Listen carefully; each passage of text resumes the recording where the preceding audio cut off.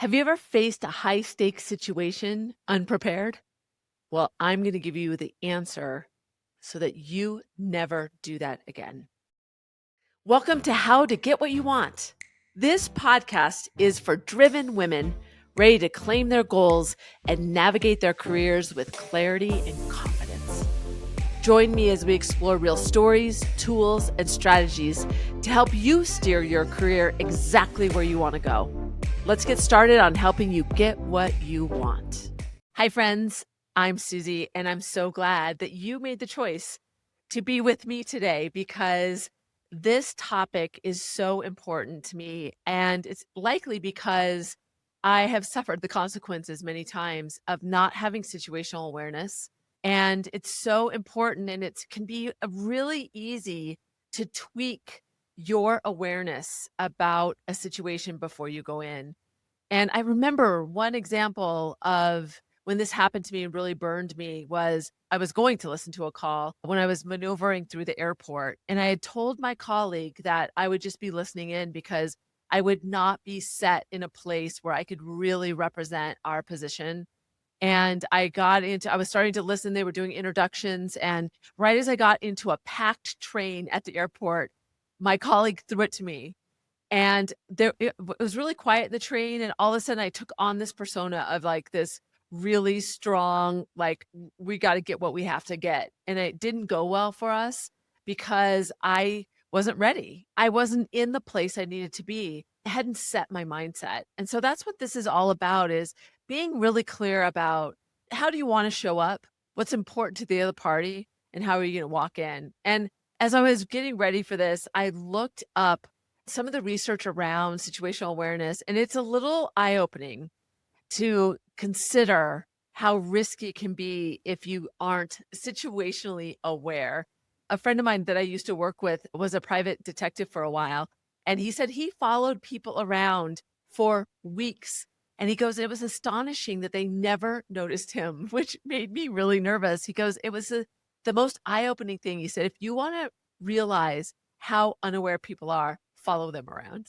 And this research is similar from an aviation research firm.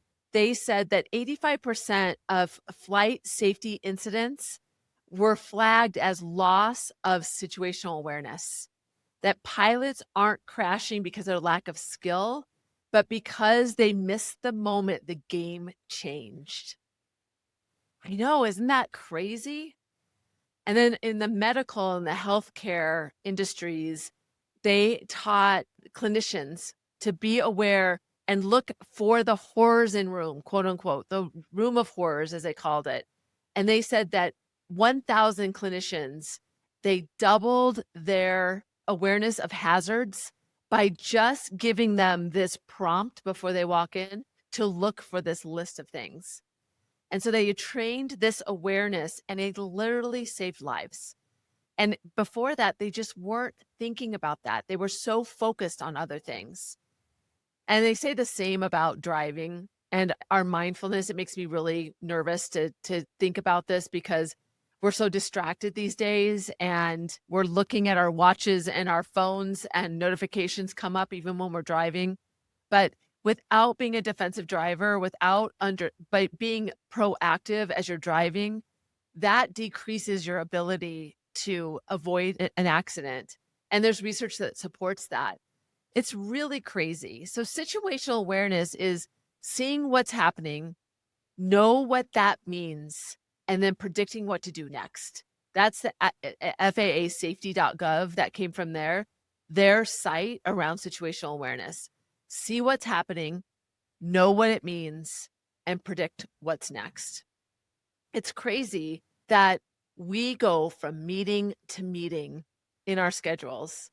And so often, even just thinking about what is high stakes for you, or what do I have to be prepared for, and even looking through your schedule so that you can make that tweak, even a few moments of getting your head in the right place can make a notable difference.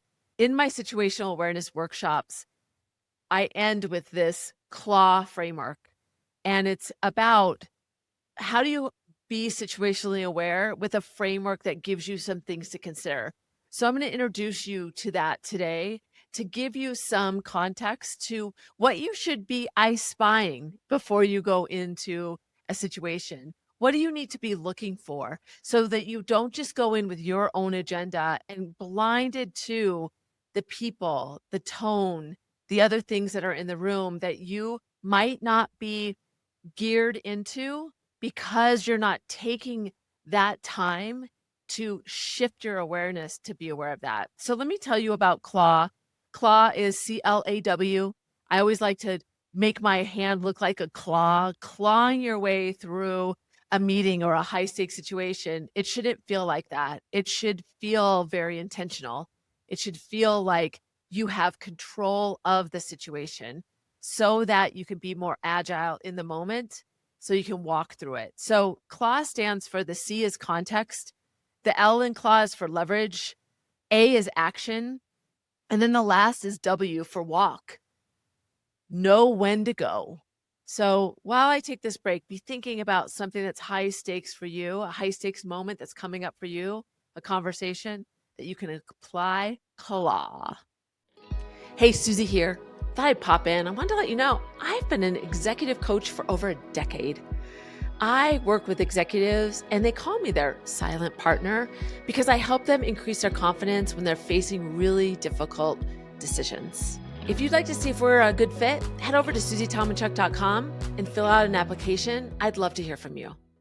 When I think of how I could have used CLAW, so many situations come to mind. I was doing a presentation for a senior team and I had worked on it with my team and my colleagues just so I had some more context, but we hadn't thought through, or I hadn't thought through really the people that will be in front of me. And I had 12 slides. I had all the data with it. So I went in and I was ready to go because I had practiced it so much. It was kind of like the back of my hand. I knew exactly what I was going to say. I didn't even need to look at my notes, but I had really thought through the timing of those 12 slides. Really early in, like the second slide in, I noticed that people got a little fidgety. And finally, the CFO was like, "What's the bottom line ask?" He said it really bluntly. "What is the bottom line ask?" What I said in the moment was, "I'm going to get to that," which made him not very happy. And so I continued on and we went through the story and I kept losing them more and more. I wanted to stick with what my plan was, and that wasn't working for them. They wanted to understand what were the trade offs, what was the bottom line, and really at the end of the day, how were they going to say yes? And I had missed that. I didn't read the room. I didn't think about their current priorities.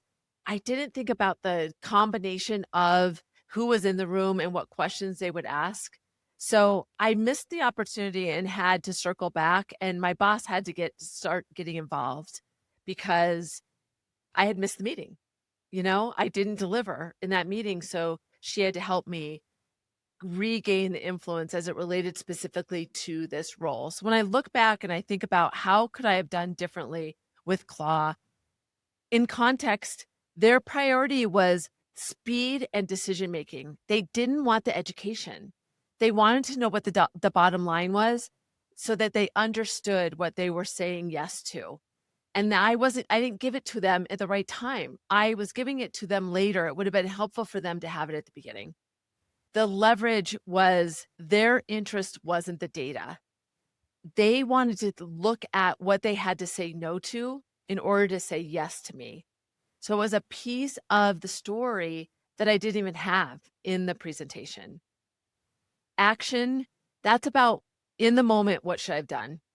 I should have never said that we're going to get to that answer. I should have just said, let me answer that right now. And then if I need to go back to what I skip, we'll go there. I wasn't able to pivot in the moment because I only had my plan. I was only thinking about it from my perspective. And then the W walk, even if they pushed back, I could have suggested how we could continue on the conversation. I should have stopped and been able to say, "Listen, this was a miss. I need to recast this for this group. Let me do that either in real time or this is how I'm going to follow up with a one pager." So Claw is just that ability to get out of your own head so that you can color the room with what you need to be aware of before, during, and after. I was working with a client last week that had to meet with a colleague that was really smart, really driven, really good, but was really stretched thin, and deadlines were slipping, and she needed to talk to him because his work, the team's work that he was doing was just not leveling up like it needed to. So she needed to have a one-on-one with him. And when she walked in, he looked really deflated. And he just started saying, I've been drowning. My manager just added all this stuff. He was complaining. And she really had to think about in that moment, even though she hadn't anticipated any of that, she was able to shift quickly and think about what she needed to do in that moment because she still needed to have a great outcome and help this person understand that. But she needed to be sympathetic in that moment to at least hear him and understand where he's coming from. So when you think about Claw in this situation, she wished she would have thought about that emotional response. She would have realized then that that tone was something that she had to shift her perspective on. And she knew enough to do that. She realized and recognized that she needed to at least acknowledge that pressure that was coming from above and think about how she could be somebody that took a bit of that from him, or how could she help him articulate why he was drowning? And so that was really important, that context, being able to see that. The leverage that she had when she thought about that was what was important to him was good work. And that was important to her too. So that alignment, those interests for her to be able to then shift to, gosh, I know you at the core of who you are and you want to do good work. And so all of this noise around you is really impacting that. How can I give you some relief? What can I do? So with that action, her ability to see the interests that he had to align those with hers allowed her in that moment to give some opportunities for them to partner together, to co-present to his boss what needed to kind of be deprioritized so that he could deliver this in a good way. So she understood that her visibility and her influence was at a different level.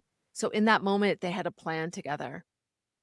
So the walk was what they agreed to together. How could they work together to alleviate some of the noise that's going on with him, but to also deliver that project at the standards that both of them felt comfortable with? Her ability in that moment to shift and think about Claw, about what she needed to do, his interests, what was important, what was at stake, how she had to be in the moment, and then what is that solution? Not something that she had walked into considering. She thought it was going to be a totally different conversation, but that agility in the moment, because she'd practiced Claw so many times, allowed her to show up in the right way. So there's a lot of components to Claw. There's actually three main points to each one of the letters because a high stakes situation could be so complex. So I'm just going to give you three aspects of Claw that you can consider in your next difficult conversation, anything that's high stakes for you. So the first one is I'm going to take a page out of Mel Robbins' playbook and say, practice the 5-second rule. And that's around context. And the 5-second rule is when you feel like you're triggered or you identify that you're going to face this high stakes situation, count down 5, 4, 3, 2, 1 in your head to give yourself a little bit of space to decide what context that you can pull from to help you be mindful in the situation. So this can be helpful if you are suddenly facing a high stakes situation, if you become triggered by something, or if a low stakes situation clicks into high stakes. Somebody walks in the room unexpectedly at a very high level and you don't even know why they're there. So being able to make space and think about what is your question going to be? or what you're going to do to respond, gaining your composure so that you don't react, but that you respond in a way that's going to work for you. So it's a 5-second rule. Thanks, Mel. Taking that from you. The second one is your 30 seconds before you go in and think about the leverage.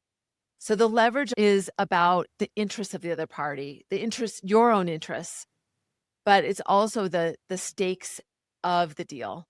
So if you just take 30 seconds to consider that, even if you've done a really lengthy preparation, which is always a great best practice, taking those 30 seconds before you go in to consider again the interest, what's important to the other side, what are the stakes that are important to them, what are the interests that are important to them, and get realigned, change that orientation that you have so that you are looking at it from their perspective. It allows you to be more of an ally instead of looking like you're a blocker or that you're trying to manipulate to get them to do something that they don't want to do.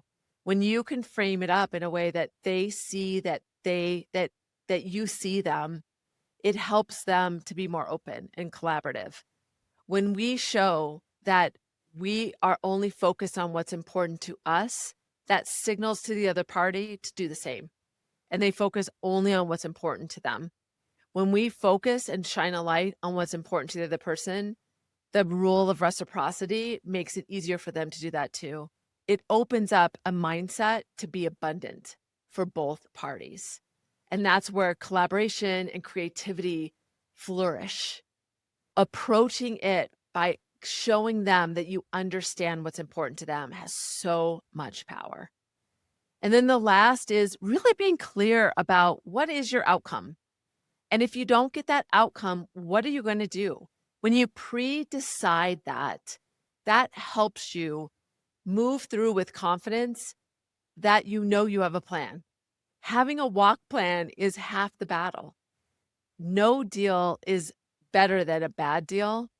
And so if you're not getting what you need and you're really clear about what that floor is, walk away.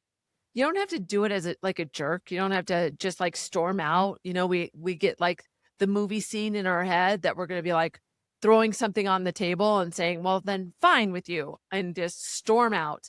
But really it can be something that says, "I'm really disappointed. I was really hopeful that we could come to an agreement, and I see that we can't. So I'm just going to have to say, I appreciate your time, but this isn't going to work for me." See, it doesn't have to happen. So don't let that moment, sometimes we're involved in something and we allow ourselves to stay in it because of that commitment bias that we have. But you want to have a plan to walk. So practice the 5-second rule, get the context so that you can, in the moment, become proactive instead of reactive. Use that 30 seconds to consider what's important to them. And then the third is have a plan for your walk.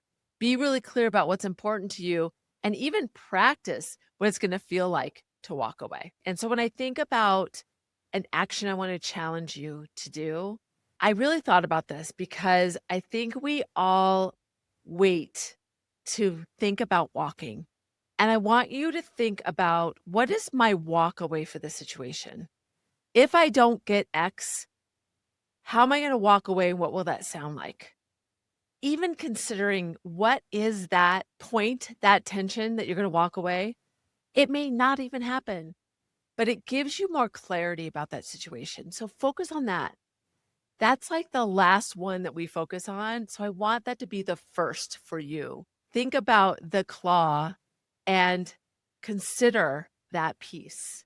I think situational awareness is so key. I actually did a workshop for a team a few weeks ago, and the senior leader stayed the entire time. And afterwards, he talked to the group about his takeaway, and he said, situational awareness is such a key component to being aware in every situation so that we show up, not just show up, but be seen and get the outcomes that we need. So think about that for you. How can you increase your awareness, your claw, and how are you going to start putting these key tips in place for you starting today? Consider your walk away. That is your mission if you choose to take it, is that walk. I'm so happy that you are here. I would love to hear how you use this to save your own bacon. The stories are the ones that really fill me up. So I'd love to hear from you. Share this with somebody that needs to hear it. That's always a win-win. Shows to them that you're thinking of them and that you believe in investment in them. And that's always good. A negotiator mindset isn't just what you do, it's how you see. So apply it early, apply it often, so you skip the negotiator hangover. I'm Susie. Until next time.